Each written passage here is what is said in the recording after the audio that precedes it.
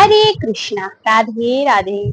आप समस्त माताओं बहनों को बहुला चौथ व्रत की हार्दिक शुभकामनाएं। आज आप सभी सुनेंगे बहुला चौथ व्रत की कथा। बहुला चौथ का व्रत भाद्रपद मास के कृष्ण पक्ष की चतुर्थी तिथि को रखा जाता है। दिन गणेश चतुर्थी या फिर अंगारक चतुर्थी के नाम से भी यह व्रत जाना जाता है। बहुला चौथ का व्रत इस वर्ष 12 अगस्त को होगा। इस दिन को अंगार की चतुर्थी भी कहते हैं। इस बार मंगलवार के दिन अधिपति ग्रह मंगल का एक नाम अंगारक भी है, इसलिए मंगलवार को पड़ने वाली चतुर्थी को अंगारक चतुर्थी कहते हैं। इस दिन भगवान गणेश के साथ बछड़ा सहित गाय की पूजा का विशेष विधान है, इसलिए इसे बहुला चौथ कहते हैं। इस व्रत से पारिवारिक सुख समृद्धि, रोग, संतान सुख और सौभाग्य की प्राप्ति होती है। बहुला चतुर्थी के दिन गाय के दूध से निर्मित समस्त वस्तुओं का सेवन नहीं किया जाता। यही कारण है कि इस दिन सवत्सा गाय के पूजा कार्य का भी विधान है। चतुर्थी तिथि का प्रारंभ 12 अगस्त को सुबह 8:41 पर शुरू होगा। चतुर्थी तिथि का समापन 13 अगस्त को प्रातः 6:37 पर होगा। ब्रह्मा मुहूर्त सुबह 4:23 से लेकर 5:06 तक है। अभिजीत मुहूर्त सुबह 11:59 से 12:52 दोपहर तक है। विजय मुहूर्त दोपहर 2:38 से 3:31 तक है। गोधूली मुहूर्त 7:03 से लेकर 7:28 तक है। सर्वसिद्धि योग सुबह 11:52 से 5:49 तक है। गणेश चतुर्थी 12 अगस्त को चांद निकलने का समय रात्रि 8:42 पर होगा। कई जगह चंद्रोदय रात को 2:59 पर भी दिख रहा है। शाम को चंद्रमा के दर्शन के बाद चंद्रमा को अर्घ्य दिया जाता है। व्रत का पारण चंद्रमा को अर्घ्य देकर ही किया जाता है। इस व्रत में चंद्रोदय व्यापिनी चतुर्थी तिथि का मान है।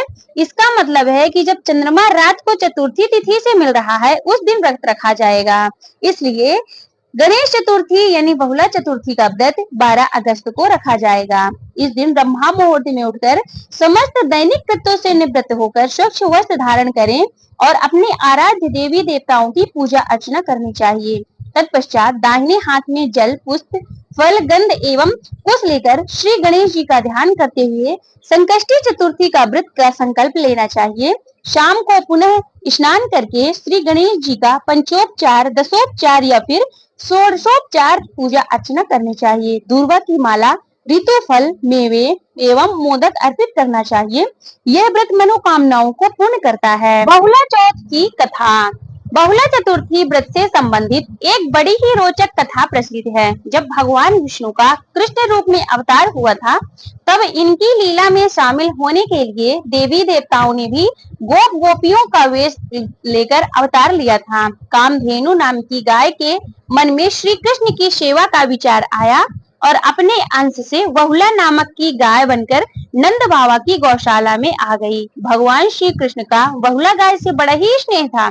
इस बार भगवान श्री कृष्ण के मन में बहुला की परीक्षा लेने का विचार आया।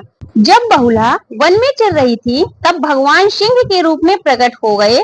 मौत बनकर सामने खड़े सिंह को देखकर बहुला भयभीत हो गई, लेकिन हिम्मत करके सिंह से बोली, हे वनराज, मेरा बछड़ा भूखा है। बछड़े को दूध पिलाकर मैं आपका आहार बनने वापस आ जाऊंगी। सिंह ने कहा, सामने आए आहार को कैसे जाने दूं?